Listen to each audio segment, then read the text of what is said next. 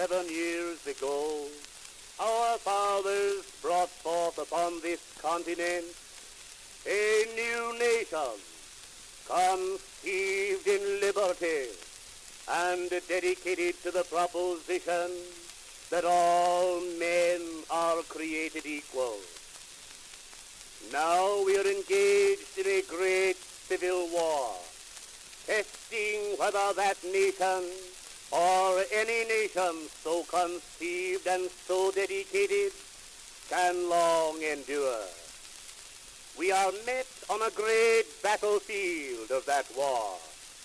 We are met to dedicate a portion of it as the final resting place of those who have given their lives that that nation might live. It is altogether fitting and proper that we should do this, but in a larger sense, we cannot dedicate, we cannot consecrate, we cannot hallow this ground. The brave men, living and dead, who struggled here, have consecrated it far above our poor power to add or to detract. The world will very little note or long remember what we say here, but it can never forget what they did here. It is for us, the living, rather to be dedicated here to the unfinished work that they have thus so nobly carried on.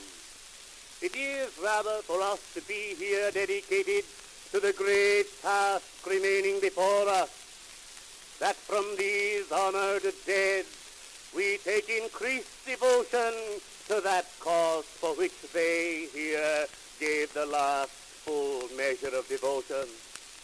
That we here highly resolve that these dead shall not have died in vain, that the nation shall under God have a new birth of freedom, and the government of the people, by the people, for the people, shall not perish from the earth.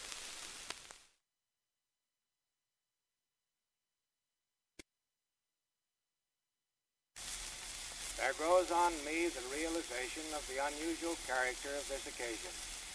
Our republic has been at war before. It has asked and received the supreme sacrifices of its sons and daughters, and faith in America has been justified. Many sons and daughters made the sublime offering and went to hallowed graves as the nation's defenders.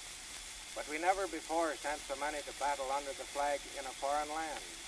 Never before was there the impressive spectacle of thousands of dead return to find eternal resting place in the beloved homeland. The incident is without parallel in the history that I know. These dead know nothing of our ceremonies today.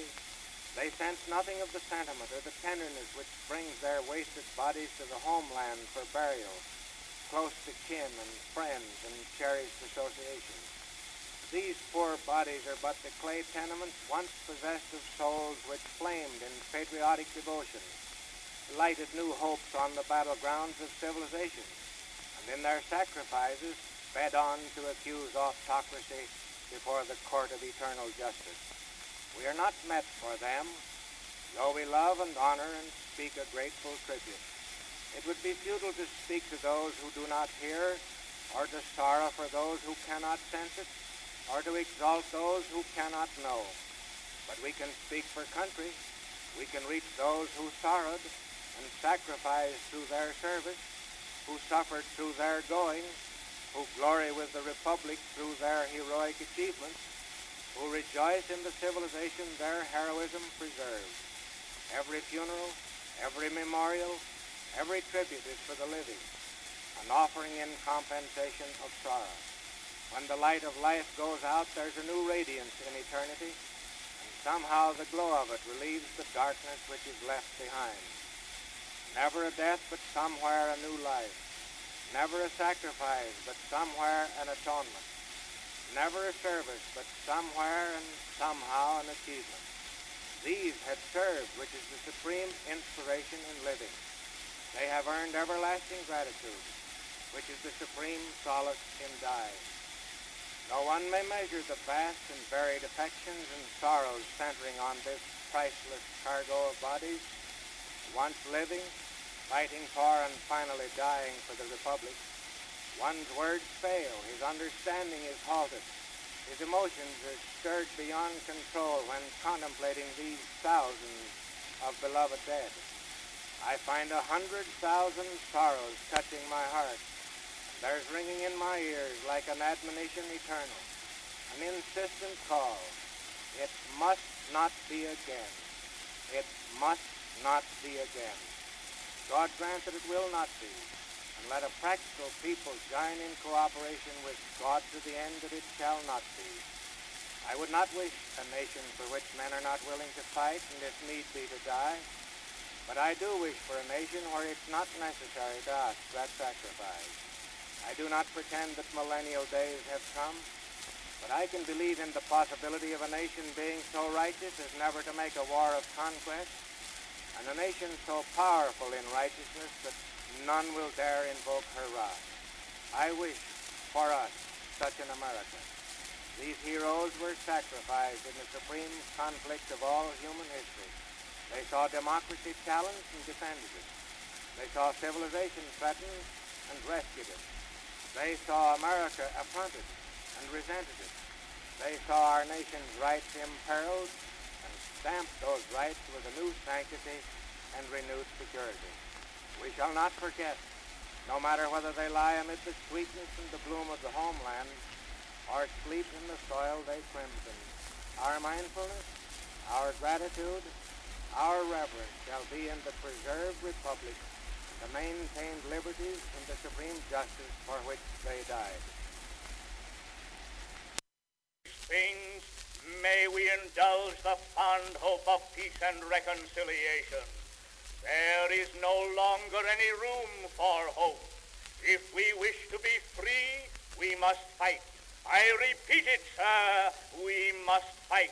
An appeal to arms and to the God of battles is all that is left us. They tell us, sir, that we are weak, unable to cope with so formidable an adversary. But when shall we be stronger? Will it be the next week or the next year? Will it be when we are totally disarmed and when a British Guard shall be stationed in every house? Shall we gather strength by irresolution and inaction?